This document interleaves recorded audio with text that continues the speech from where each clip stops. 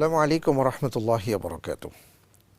প্রিয় দর্শক, আপনাদের সবাইকে জানাচ্ছি অনেক অনেক প্রীতি আর শুভেচ্ছা। আপনারা দেখছেন ইসলামের গল্প।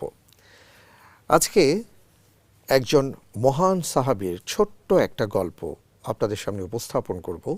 আমরা অনেকেই হয়তো সেই গল্পটা শুনে থাকতে পারি, কিন্তু সেই গল্পের একটা চমৎকার কথা আছে, সেই কথাটাই যেন আমাদের সবাইকে নাড়িয়ে দেয়।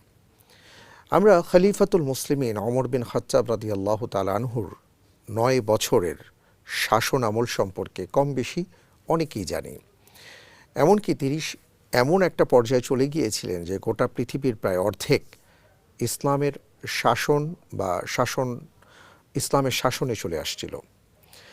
সেই ওমর বিন খাত্তাব রাদিয়াল্লাহু তাআলা আনহু একদিন রাতে যখন বের হয়েছিলেন এবং খোঁজ খবর নেবার চেষ্টা করছিলেন যে যারা আমার তত্ত্বাবধানে আছেন তারা কেমন আছেন, তখন তিনি দেখেছিলেন যে একজন বৃদ্ধা যিনি অত্যন্ত কষ্টে আছেন এবং তার আশেপাশে যে বাচ্চাগুলো আছে তারা খুব কষ্টে আছে, না খেয়ে আছে।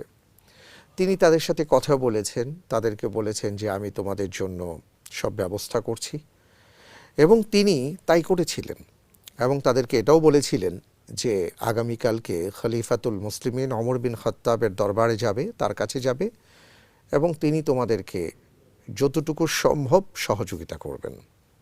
কিন্তু সেখানে একটা কথা আছে। কথাটা হলো, তিনি যখন ওই বৃদ্ধার বাড়িতে যাবার জন্য বাইতুল মাল থেকে বিভিন্ন খাবার একত্রিত করে একটা বিশাল বোঝা তৈরি করে নিজে বহন করার জন্য কাঁধে নিচ্ছিলেন, তখন তার গোলাম পাশেই ছিলেন। তিনি বললেন, আমিরুল মুমিনিন, এটা আপনি কি করছেন? আমি তো আছি, আপনি আমাকে এটা দেন, আমি এটা বহন করে নিয়ে যাই। ভবিষ্যৎ হোক নিরাপদ, বিনিয়োগ হোক বিশ্বস্ত, আর আমার পছন্দ সল্ট বে। ওয়েলকাম টু সল্ট বে।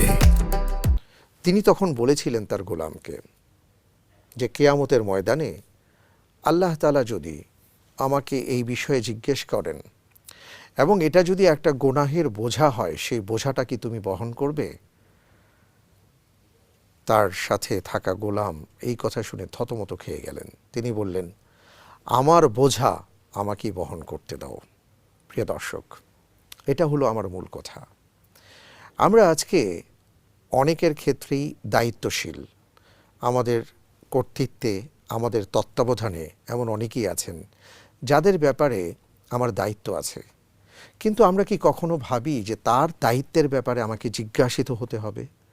আমরা কি কখনো এই কথা চিন্তা করি যে আল্লাহ তাআলা আমাকে বলবেন যে তুমি তার ব্যাপারে কতটুকু দায়িত্বশীল ছিলে, জবাব দাও। যদি আমি দায়িত্ব পালন না করি তাহলে গুনার বোঝা মাথায় নিতে হবে।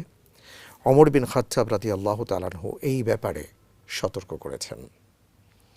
এই মহান খলিফার এই অসাধারণ কথা থেকে আসুন আমরা এই শিক্ষা লাভ করার চেষ্টা করি।